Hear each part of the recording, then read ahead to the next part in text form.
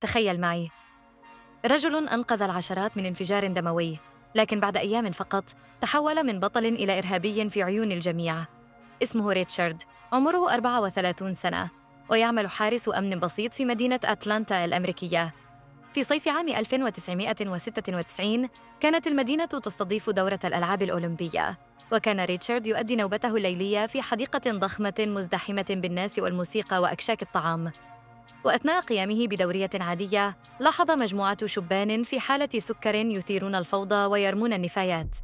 تدخل وطردهم، لكن بعد رحيلهم لاحظ حقيبة خضراء عسكرية تركت أسفل أحد المقاعد. ناداهم قائلاً: لقد نسيتم حقيبتكم. فردوا بسخرية: ليست لنا. بدأ القلق يتسلل إليه. لم يقترب أحد من هذه الحقيبة منذ نصف ساعة. ماذا لو كانت قنبلة؟ اتصل فوراً بمسؤوليه الذين استدعوا فرقة تفكيك المتفجرات. وبعد فحص الحقيبة، كانت الكارثة بالفعل. كانت هناك 3 قنابل أنبوبية مليئة بالشظايا جاهزة للانفجار. بدأ الناس في الهروب، لكن ريتشارد لم يهرب. ركض بين الجموع يصرخ: هناك قنبلة، أرجوكم اخرجوا من هنا. وبفضله بدأ الناس يبتعدون، لكن بعد لحظات انفجار عنيف. قتلت امرأة وأصيب أكثر من 100 شخص. حتى أحد المصورين مات بأزمة قلبية وهو يركض نحو موقع الانفجار. لكن لولا ريتشارد لكان عدد الضحايا أكبر بكثير. وسائل الإعلام جعلت منه بطلاً. استضيف في برامج تلفزيونية واحتفت به الصحف، ولكن فجأة تغير كل شيء. أحد زملائه السابقين الذي لم يكن يحبه اتصل بمكتب التحقيقات الفيدرالي FBI وقال: أظن أن ريتشارد هو من زرع القنبلة. وبما أن المحققين لم يكن لديهم أي مشتبه به، بدأوا فعلاً في التحقيق معه.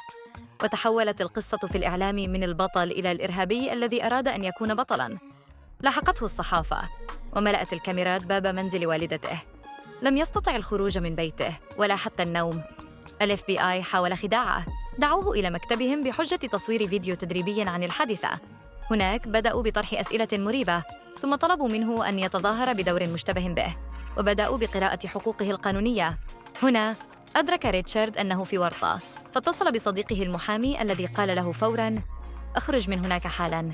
وفعلاً غادر قبل أن يتم احتجازه. ومع ذلك استمر التحقيق. فتشوا منزله 7 ساعات بينما الإعلام يلاحقه كالذئاب، لكن لم يجدوا أي دليل. 3 أشهر من الضغط النفسي والرعب، إلى أن أعلنت وزارة العدل رسمياً براءته.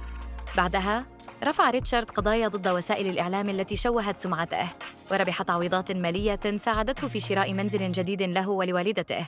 وفي عام 2003 تم القبض على المجرم الحقيقي، وكان شخصاً مختل قام بالتفجير لأسباب سياسية، وحكم عليه بالسجن المؤبد. وهكذا منقذ حقيقي كاد أن يسحق ظلماً، فقط لأن أحدهم أراد أن يلفت الأنظار.